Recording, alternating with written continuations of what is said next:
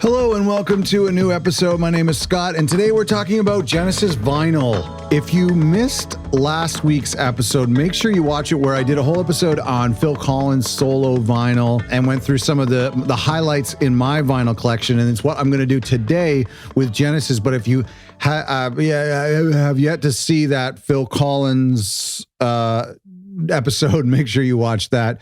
But today we're going to dive through my favorite vinyl records in my collection. So a couple caveats here. We're not going to go through the entire discography because you've seen a lot. I'm only going to show you things that are special or unique or have some sort of cool story. So you're not going to see every single Genesis album on vinyl, just some cool stuff. And listen, you've got to stick through to the end because I have some incredible gems, some things that a lot of you probably haven't seen, and something that I discovered only just a couple weeks ago. And it was probably one of the greatest days of my life. And I'm not even exaggerating. Certainly my best record store experience in my life. Another caveat is I'm not going to show the last Domino box set, which just came out last year, because, well, I'll probably do a video about that some other time. And I didn't want to waste too much time going through that box set, which is a good box set. It's pretty good. And then, of course, for the most part, no solo records with one exception. So join me as we go through this journey of vinyl. I love vinyl. Digital has its place. We talked about that in the last video,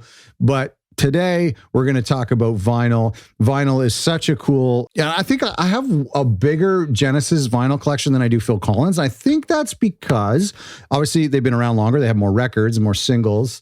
But I think it's also that they were kind of came up more in the vinyl era, whereas Phil, like, vinyl was kind of starting its slow descent as cassettes were coming up. So there's probably like a lot more cassettes you can find out there of Phil, and some CDs as well. But of course there's vinyl, and then, but in Genesis, there's a lot more to pick through. And certainly in my collection, I have a lot more Genesis on vinyl. Before we get into the good stuff, I'm just going to show you some 7-inches. I don't F with 7-inches too much, just because they don't fit in my collection very well. And they're like kind of annoying to put on the player and then go sit down and then stand up 5 minutes later. I don't often do that, but I have a nice copy of Follow You, Follow Me on Atlantic Records, which I love. Ballad of Big on the other side. So that's one of my favorite tunes. So I'm glad to have that.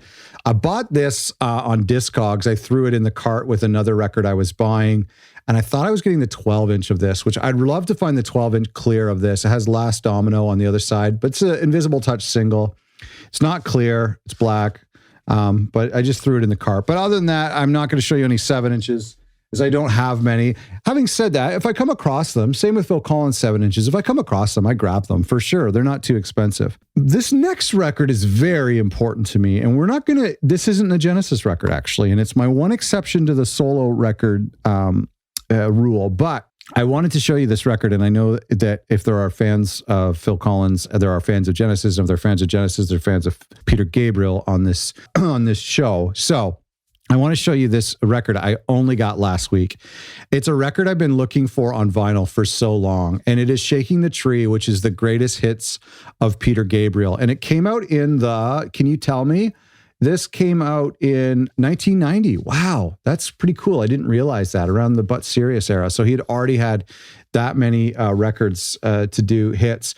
I am, there's some artists. Okay, I'm not a huge Peter Gabriel fan. Obviously, this channel isn't named after him, but I of course, I love Peter Gabriel. And I grew up on this CD. This is called 16 Golden Greats. On this vinyl, it's called 12 Golden Greats, because they couldn't fit all of the tracks.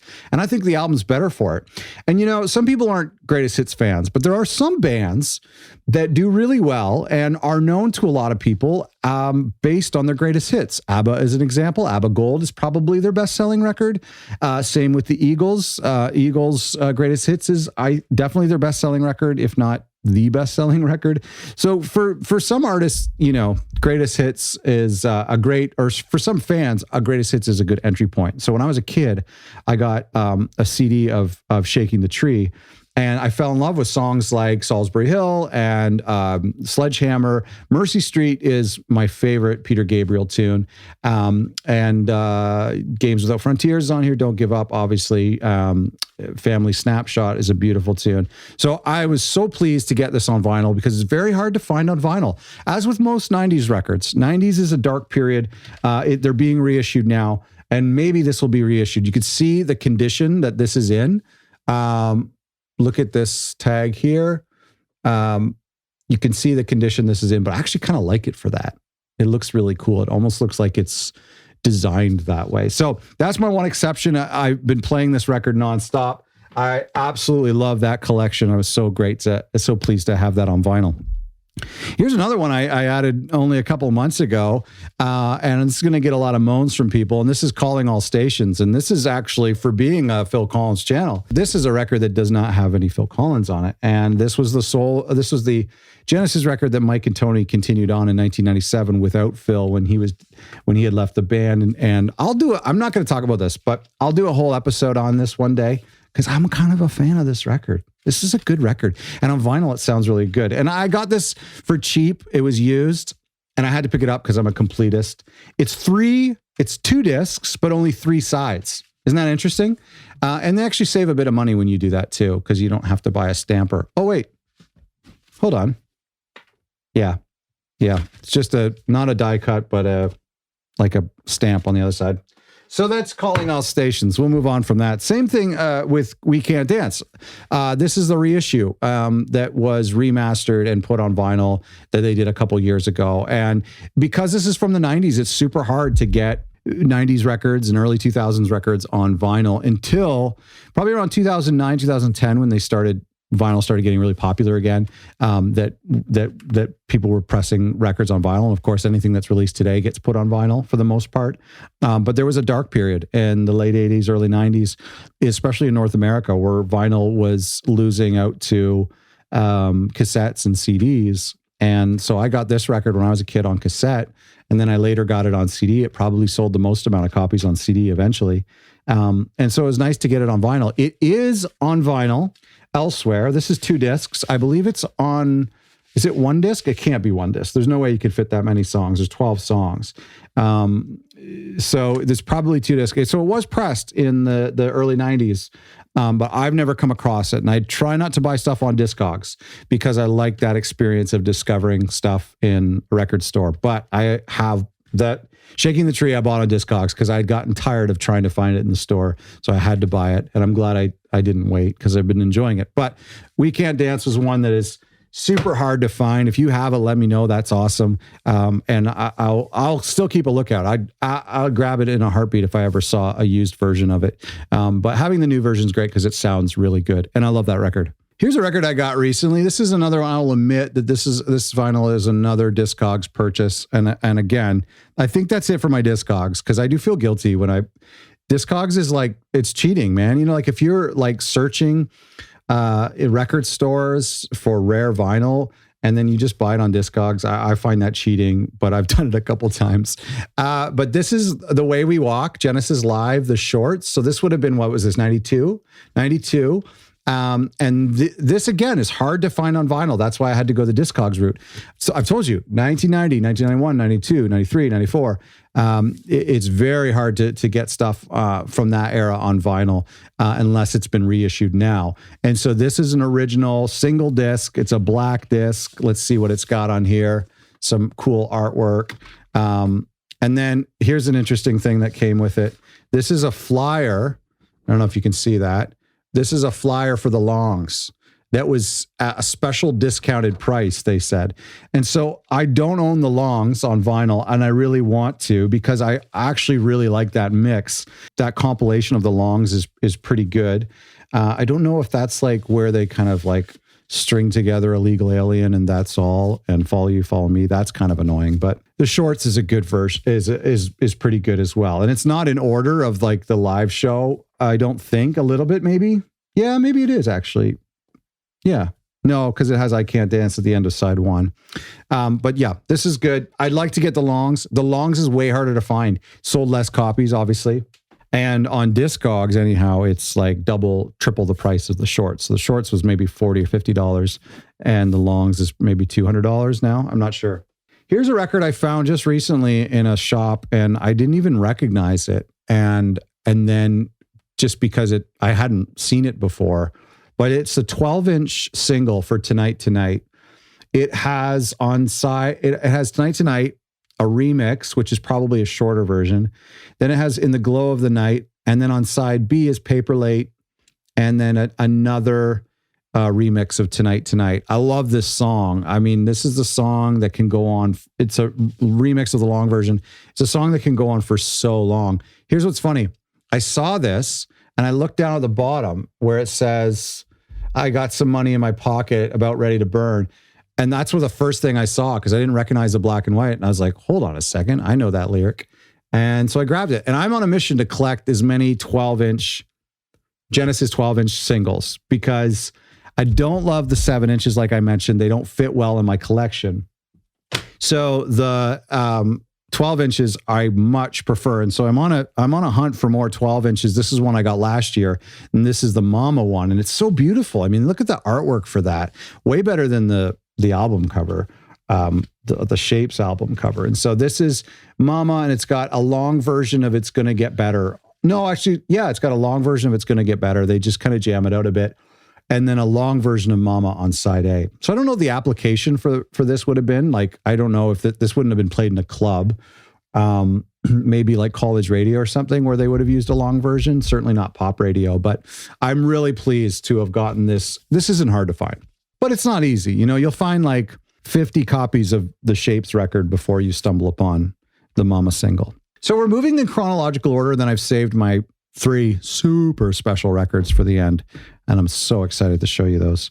So this is a new copy of Duke. I said I wouldn't do the regular albums, but this is the white version. Look at that. Isn't that stunning? I had like an original pressing of Duke that was in good condition, but I thought it would be, in order to play it loud, and I love playing this record loud, Behind the Lines and Turn It On Again, blasting, and Man of Our Times and Alone Tonight, which I love. I love those tracks. I mean, I love this whole record. This is probably my favorite Genesis record. That changes all the time, but Duke is probably my favorite. So I really wanted to get a copy of Duke on the remastered version, and then I knew that Rhino was doing white of this and yellow of Trick. And so that's why I got a copy. And white vinyl is probably next to clear as one of my favorite colors of vinyl. I've said this before, and I'll show you the Trick version in a sec. I would be totally game if they reissued more on color vinyl.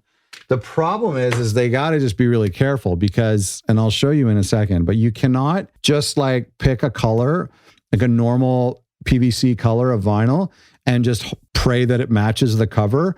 That's not a good way about going things. You kind of have to have a color that complements it. So white, you can't go wrong with white. But I would love to see them do Selling England by the Pound, but maybe pull like a turquoise that's like just kind of almost matches the color, or something completely random like a clear or a blue.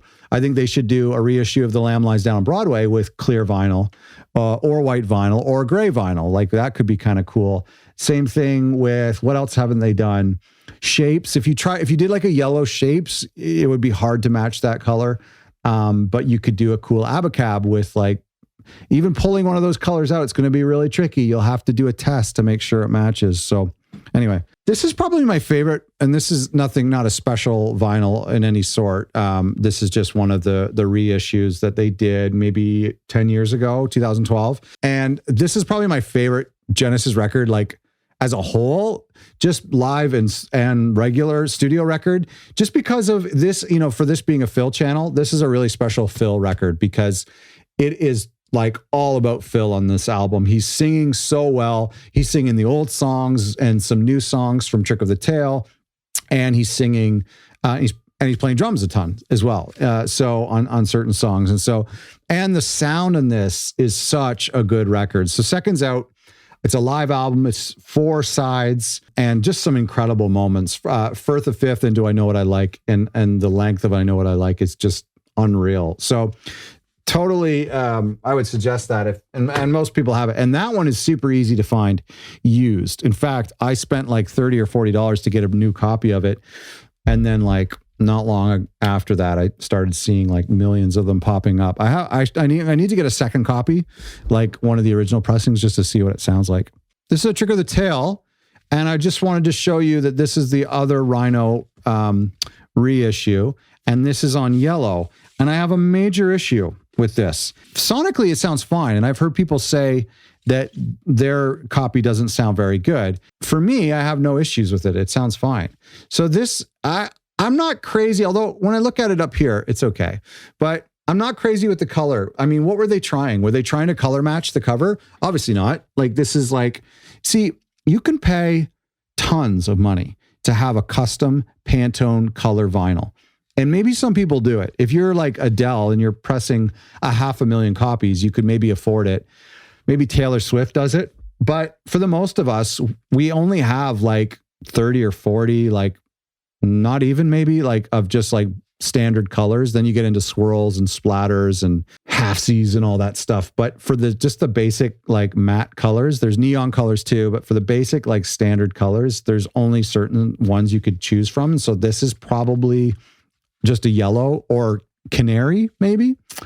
That doesn't match this like creamy color, nor is it in the monochrome design here. So I am like, they could have maybe tried to get closer to the Genesis in orangey red and gone with something there. But like, to me, it's like, if you can't match the color, which is super hard to do, then just go on the opposite, on the end of the spectrum, do a complement. So clear would have been nice. White would have been nice, like they did with Duke. I don't know. If I was like the project manager on this, I don't know what color I'd pick. That would be hard. Maybe gold. Gold could have been nice. My original copy of Trick of the Tail was in really rough shape. So I had to get a new copy. And that's why I went for the new Rhino pressing. Here's a Canadian. This is very rare. You might see it come up now and again. It's not totally rare, but it's a Canadian pressing of Genesis Live, and nothing to get too excited about. It's still Charisma, and it was distributed by Quality Records, but it's actually just some random tracks, I believe, from Foxtrot, and I believe some random tracks from Genesis Live. So you might think, oh, hey, this is a special record. Not really. It's just like a few of the actual mixes from Genesis Live, the live album. It came up and I got it for like $10. So, and before we get to the good stuff, one more thing I got from Genesis to Revelation. Tell me about this one. By the way, I haven't researched it, but this is from London Records, and it's a stereo mix. I didn't pay very much for it. You can probably see what I paid for it. So yeah, let me know. I don't know if this is like worth anything. Probably not. I've listened to it occasionally, but you know, like most Genesis fans and Phil Collins fans, there's no Phil Collins. We don't listen to this one very much. In fact, some people don't really include that or Calling All Stations in the official canon, namely the band. Okay, here's a little story for you. So I'm in another town, I'm in another city on a trip with the family. And I went downtown to in this city, and we were looking for a comic book store, and there was a record store next to it, and one of those like sketchy looking record stores, not the fancy hipster kind, one of the sketchy looking record stores. And I thought, you know what, I got some time to kill. I'm going to pop in. I always go into a record store just to check their Genesis collection and Phil Collins. I'm rarely surprised by their Phil Collins selection, but I'm often surprised by the Genesis. Sometimes there's cool things, and I also will have some other titles in mind that I have on my phone or in the back of my mind that I'll just check the usual locations. And you never know. They could have like a super great cassette collection. You never know what a record store will bring you. I would say like 75% of the time I go in there, I'm like, this is like cash grab or not a great selection, or, you know, something, or a combination of the two. Well, immediately I knew this was a great store. It was jam-packed with people. Well, it was a small store, so only like 5 or 6 people, but we were crammed in there. And thousands of records. And he had them sorted by like decades too, which is kind of interesting. You don't see that very much. And so he had some bands like in pop and rock sorted by the name of the band. And that's where I found the Genesis stuff. But he did have a whole section of 80s stuff. And that's where I found the Tonight Tonight single. So I had to go through that one by one, which was great. Then I went to the Genesis section, and let me show you what I found. And this is probably once in a lifetime thing. And when you go to a record store as a record collector, the pleasure is in the hunt. Once you find something, it's the climax, and it doesn't get any better than that. And it's what we all live for. I just love going to record stores because of the hunt, because of that potential of finding something that either you didn't know existed, like in the case of these next 3 records, or something you've been looking for a really long time. So this is what I found. And you can read a little bit about this on Discogs. Some people have it. This was Genesis in concert. It's a double disc. It's a live bootleg.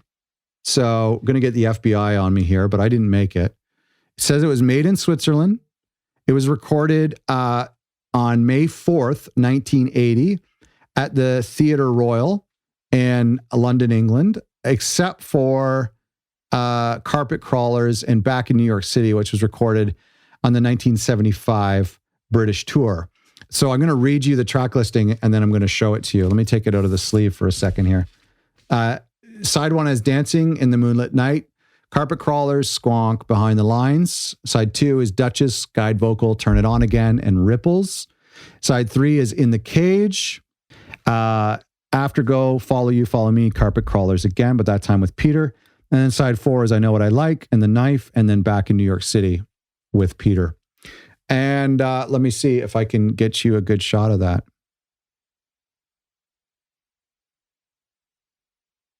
And so it's double disc. The sound is like, so I paid $40 for this, which is, I mean, gosh, I probably would have paid $400. Maybe not. Well, maybe.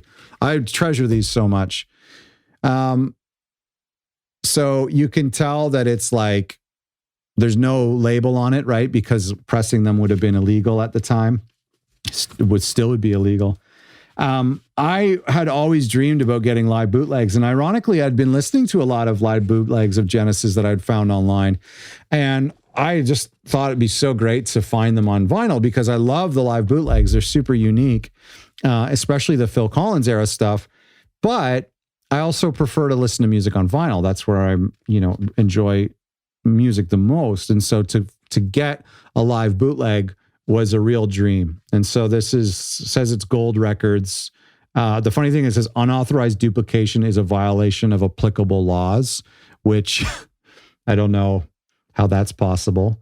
But it is a bootleg because it is on Discogs, but you can't buy it. It's considered an illegal bootleg, so they won't let you sell them.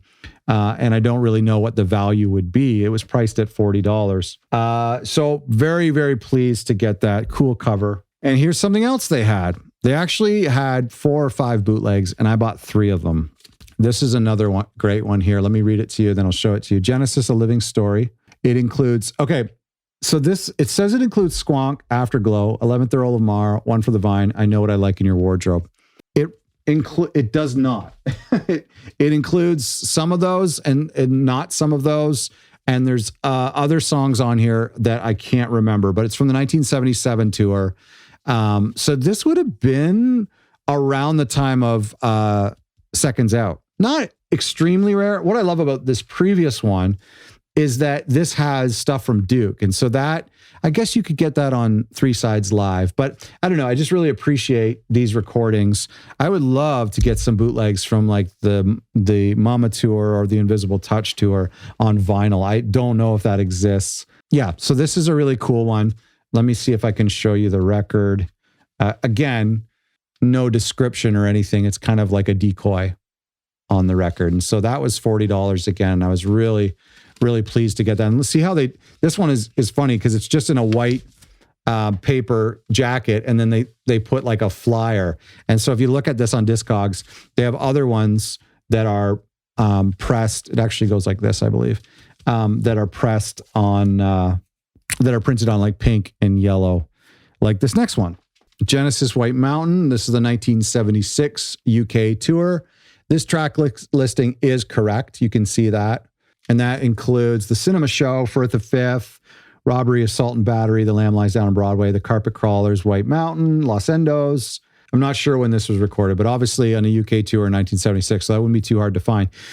So this would have been like Phil's first tour with the band, and it would have been, I think he had probably toured North America as the singer. And when I say Phil's first tour with the band, I mean fronting the band.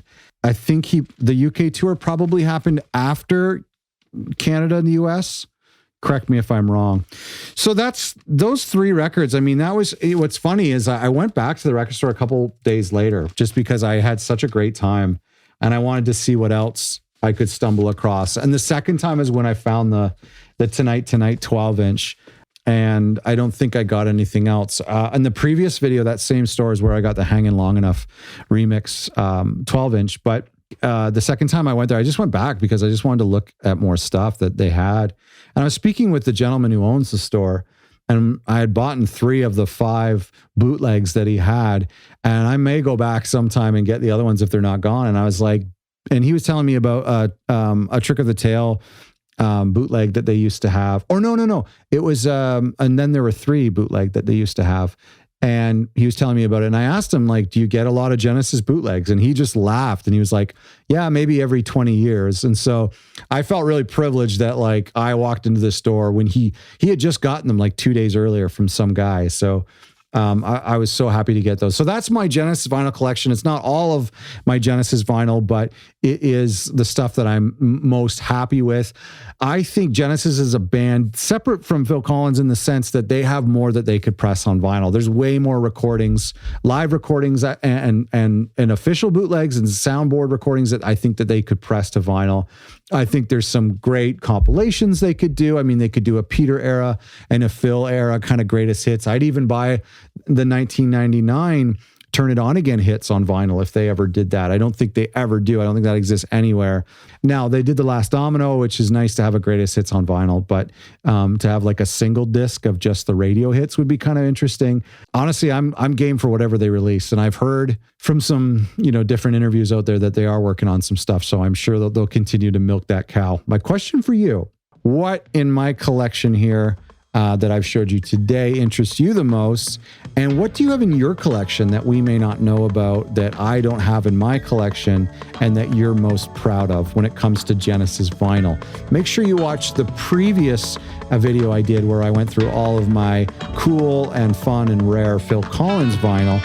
And let me know, what's your prized possession in your Genesis vinyl collection? You can let me know in the comments, or you can hit me up on Instagram and DM me there. Thanks for watching.